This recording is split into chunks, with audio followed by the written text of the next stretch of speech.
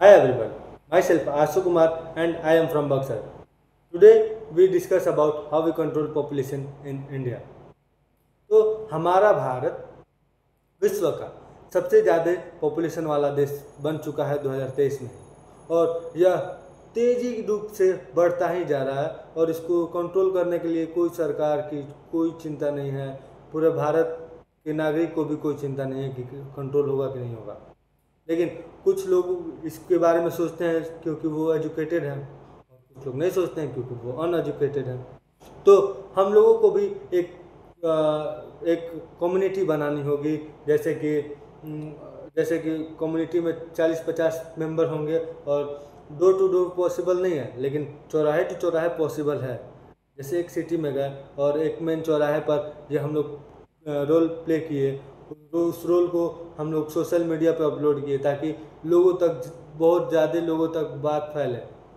ये सारे काम एक दिन में संभव नहीं है, लेकिन एक दिन संभव जरूर है, क्योंकि हम लोग इस देश के नागरिक हैं और इस देश के बारे में सोचेंगे।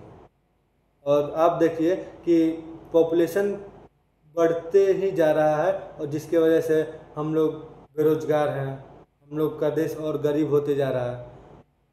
और जो पढ़े लिखे लोग हैं वो लोग भी बेरोजगार हैं, क्योंकि वैकेंसी तो लिमिटेड ही आ रही है लेकिन फॉर्म फिल बहुत ज़्यादा हो रहा है, और जितना वैकेंसी उतना निकल जा रहा है, बाकी सब फिर बेरोजगार की तरह घूमने लग रहा है। तो इसका कारण है पॉपुलेशन। वैकेंसी निकल तो रही है, सरकार सारा चीज़ फैसिलिटी दे रही है, लेकिन वो भी कितने को देगी फैसिलिटी? नहीं दे पाएगी, क्योंकि हमारा देश में इतना ज़्यादा पॉपुलेशन है कि सबके लिए संभव नहीं है हमारे भारत में।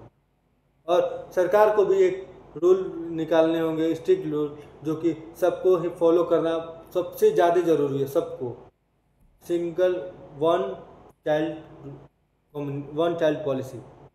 जैसे आप देखिए, चाइना ने वन चाइल्ड पॉलिसी 30 साल तक फॉलो किया, और वो आज जा कर के स्टेबल है, क्योंकि इंडिया से भी ज़्यादा उसका लैंड है, इंडिया से भी ज़्यादा उसका 140 करोड़ है और हम लोग का 142 करोड़, यानी हम लोग उसके देश से लैंड में भी कम है और पॉपुलेशन में भी ज़्यादा है।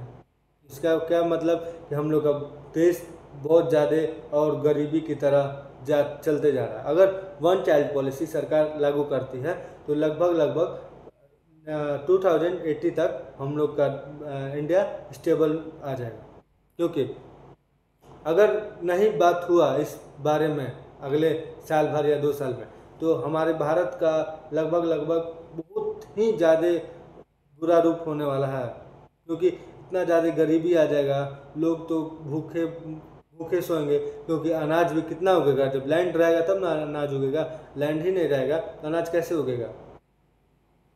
और देखिए कि हमारी सरकार में कोई भी बात करने के लिए नहीं है, कोई भी इस टॉपिक को उठा नहीं रहा है, कोई भी इस मुद्दे पर बात ही नहीं कर रहा है। केवल बात करें तो धर्म पर, हिंदू और मुस्लिम पर, और कोई बात पर नहीं।